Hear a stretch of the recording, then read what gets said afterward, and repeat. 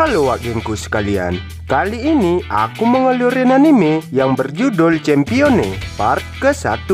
Oke lah, tanpa banyak basa-basi, mari kita sambut The King of Biawak, Suara Tono.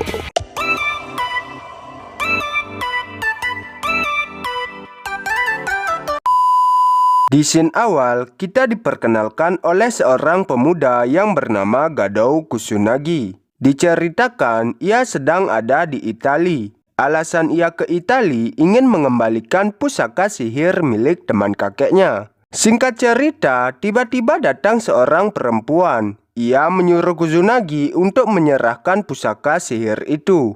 Ia juga mengaku sebagai seorang kesatria dari salib tembaga hitam. Ia bernama Erika.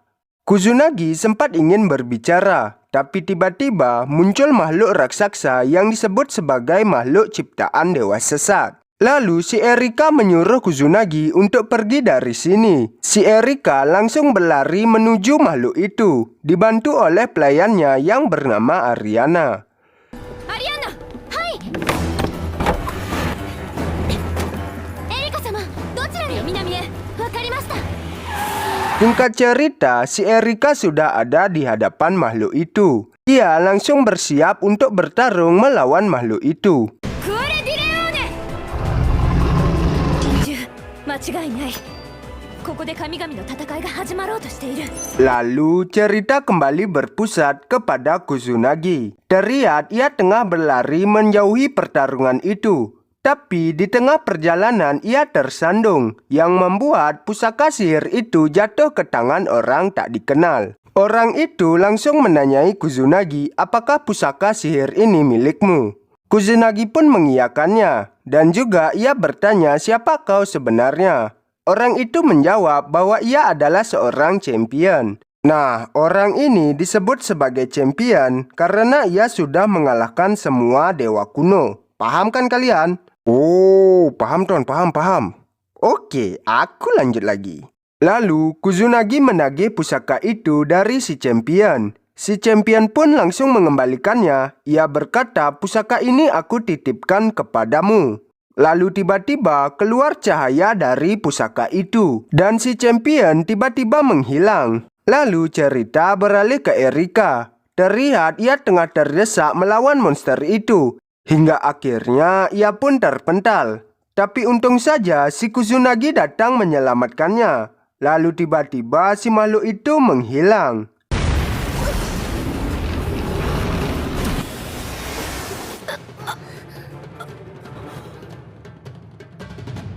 Singkat cerita, Erika menjelaskan tentang para dewa kepada Kusunagi. Singkat katanya, dewa itu berasal dari mitologi kuno. Keberadaan mereka bisa menimbulkan bencana yang sesuai dengan karakteristiknya. Dewa itu bisa dilihat oleh orang yang memiliki kekuatan sihir. Kalau di mata orang biasa, mereka hanya terlihat sebagai bencana alam. Lalu si Erika menanyai Kusunagi kepada siapa kau akan mengembalikan pusaka itu. Kusunagi pun menjawab kepada Lucretia Zola. Sontak, Erika langsung terkejut karena Lucretia dijuluki sebagai penyihir hebat dari Sardinia. Lalu Erika mengajak Kusunagi untuk bertemu Lucretia. Singkat cerita, mereka pun sampai di kediaman Lucretia. Mereka langsung menghadap Lucretia. Kusunagi saat melihat Lucretia, ia terkejut karena ia masih terlihat muda. Lalu Lucretia sedikit menggoda Kusunagi.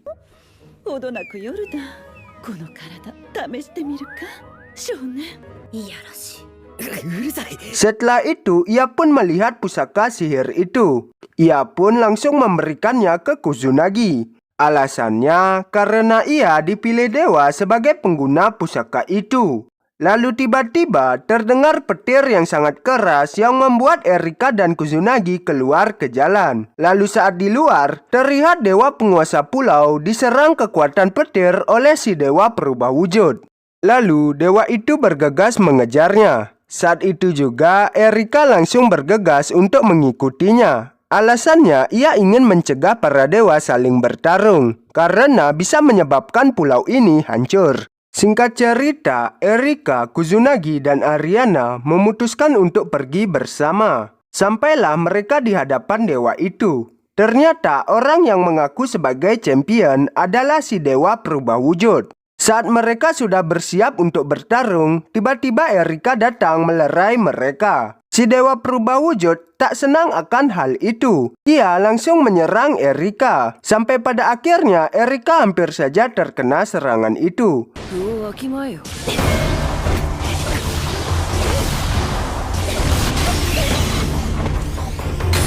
Beruntung, Kusunagi langsung menyelamatkannya. Lalu Kusunagi mengajak Erika untuk bernegosiasi dengan dewa penguasa pulau. Kusunagi berkata bahwa ia bisa mengalahkan si dewa perubah wujud dengan satu syarat. Ia menginginkan perlindungan untuk mengeluarkan kekuatan pusaka itu. Si dewa pun akhirnya setuju. Seketika si dewa perubah wujud langsung menyerang Kusunagi. Tapi si dewa pulau langsung melindungi Kusunagi.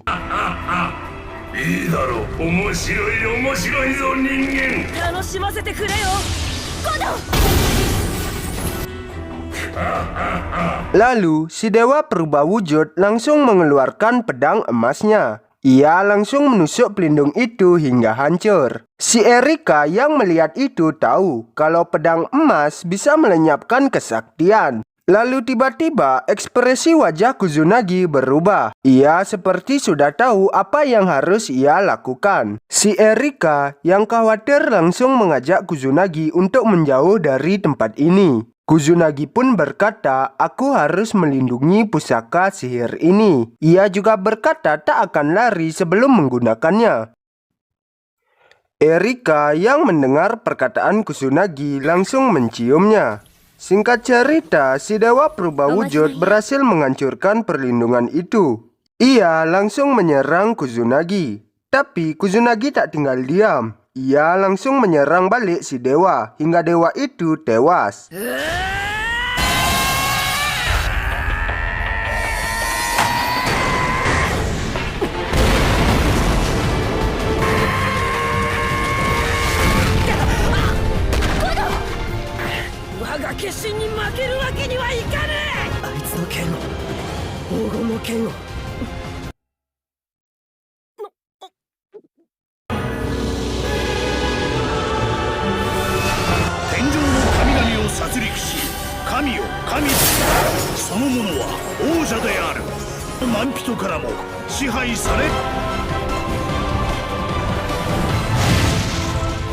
Setelah itu, ia membunuh dewa itu. Ia mendapatkan pedang emas dan gelar sebagai seorang champion.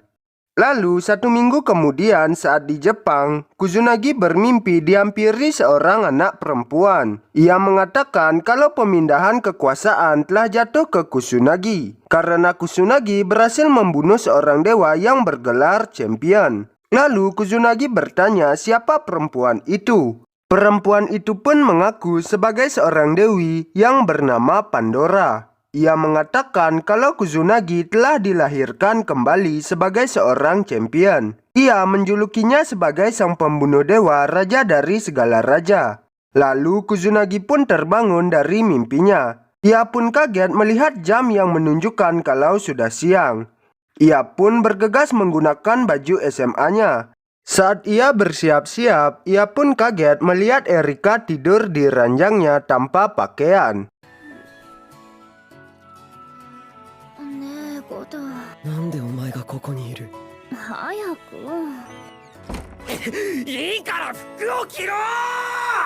Singkat cerita, adiknya Kusunagi menanyai tentang siapa Erika. Kusunagi pun menceritakannya. Lalu ia juga berkata kalau sikap Erika berubah drastis kepadaku. Padahal saat pertama kali bertemu, ia dan Erika tak akur. Erika yang mendengar perkataan Kusunagi menggodanya.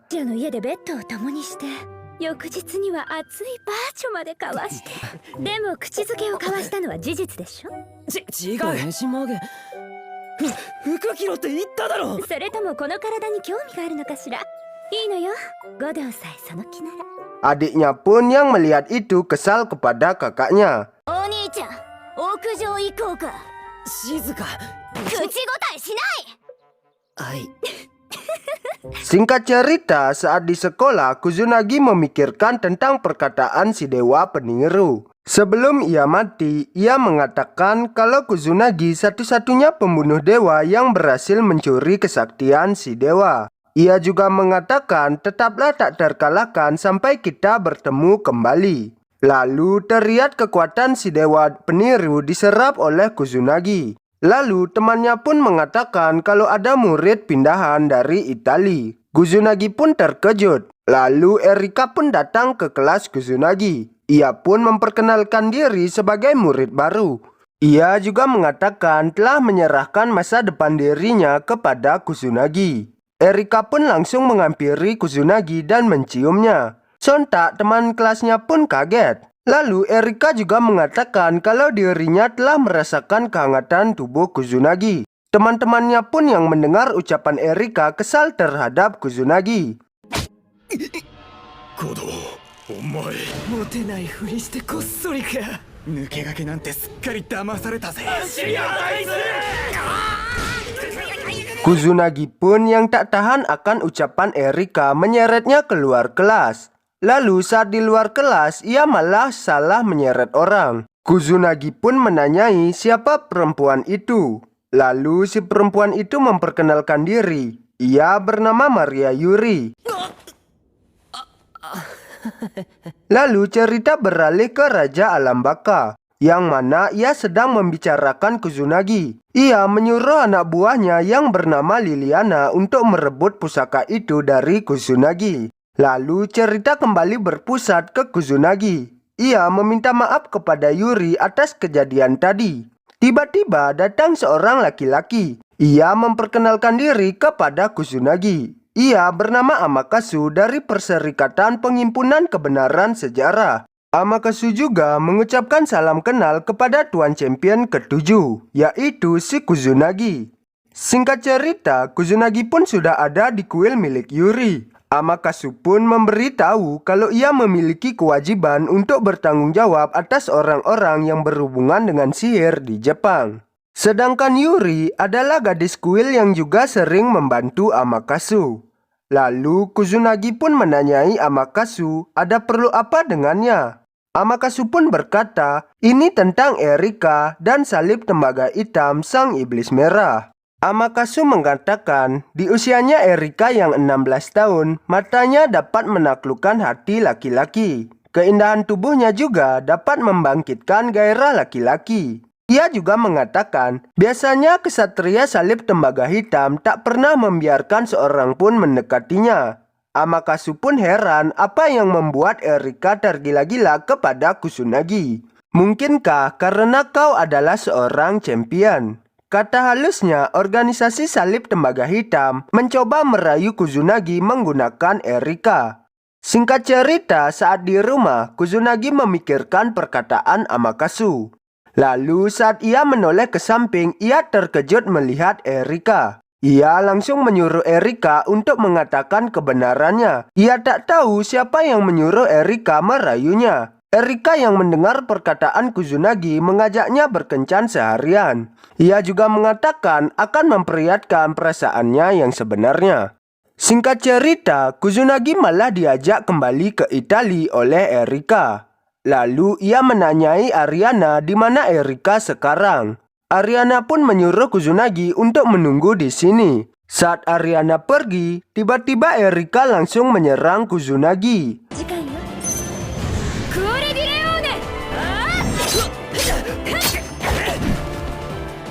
Lalu Kusunagi yang kebingungan menanyai apa maumu. Erika pun menjawab hanya ingin melihat seberapa kuat Kusunagi.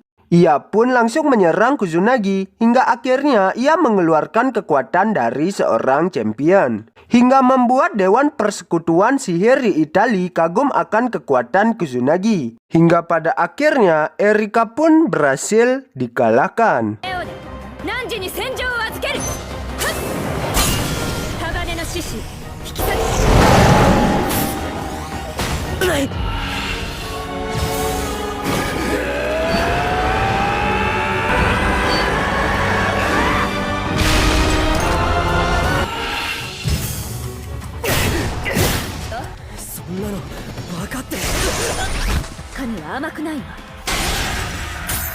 エリエリレマ夜もまた沈黙のみ。ゴルゴタの言葉も無茶な。どうして俺がさっき光の父にわざとやられたと思う。そこに立たせたいからだ。イノシ